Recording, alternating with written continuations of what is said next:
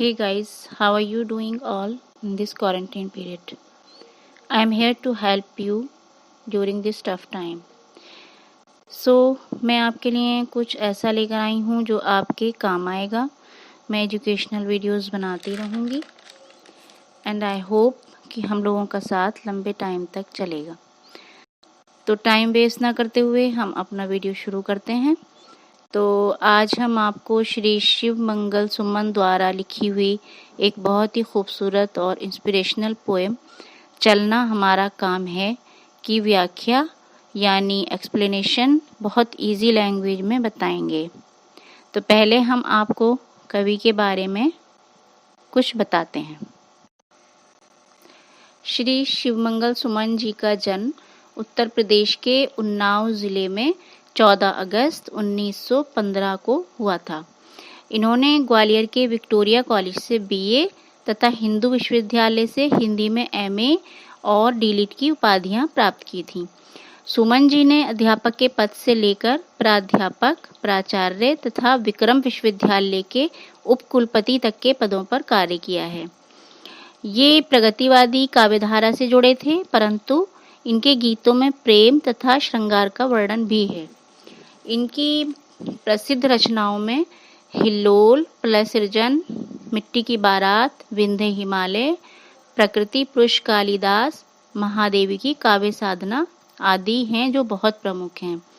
इनकी एक और काव्य संग्रह है विश्वास बढ़ता ही गया, जिस पर इन्हें देव पुरस्कार प्राप्त हुआ था. मिट्टी की बारात नामक इनकी रचना पर इन्हें साहित्य अकादमी पुरस्कार प्राप्त हुआ था. चलिए अब हम कविता की ओर चलते हैं. कविता इस तरह है.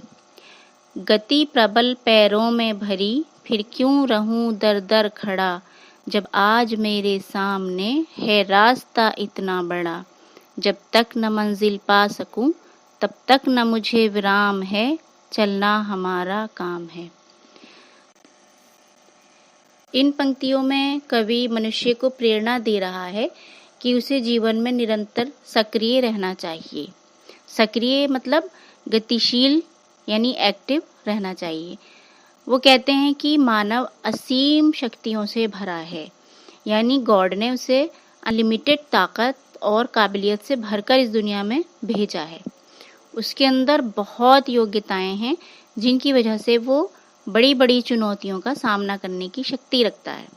कवि कहता है कि हे मनुष्य, जब तेरे पैरों में अद्भुत गति और शक्ति गॉड ने भर दी है, तो फिर तू हर दरवाजे पर रुकता क्यों है. जब तक भी कर्म करने के लिए मार्ग खुला है, हमें हार कर रुकना नहीं चाहिए, बल्कि अपनी मंजिल को पाने के लिए निरंतर प्रयास करते रहना चाहिए. कर्म करते हुए कुछ समस्याओं का भी सामना करना पड़ता है, तो हमें कभी घबराना नहीं चाहिए. अपने कर्म पथ पर चलते रहना चाहिए जब तक कि हम अपनी मंजिल को पा न लें. कुछ कह लिया, कुछ सुन लिया, कुछ बोझ अपना बट गया. अच्छा हुआ तुम मिल गई, कुछ रास्ता ही कट गया. क्या राह में परिचय कहूँ, राही हमारा नाम है, चलना हमारा काम है. इन पंक्तियों में कवि क्या कहते हैं? कवि कहते हैं कि जीवन के पथ पर चलते हुए हमें अनेक राही मिलते हैं. राही कौन होते हैं? राही का मतलब होता है रास्ते में चलने वाले.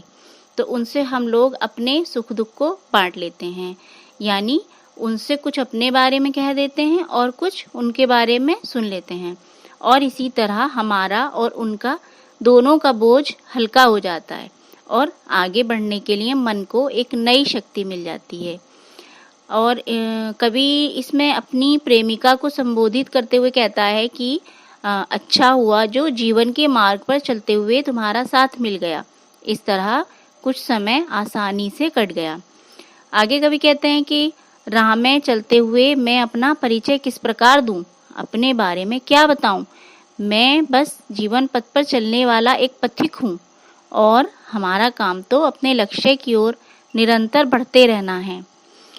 कवि इन लाइनों में ये प्रेरणा देना चाहता है कि जीवन पथ पर बढ़ते हुए अनेकों साथी मिलते हैं, पर हमें उनके ऊपर निर्भर नहीं होना चाहिए.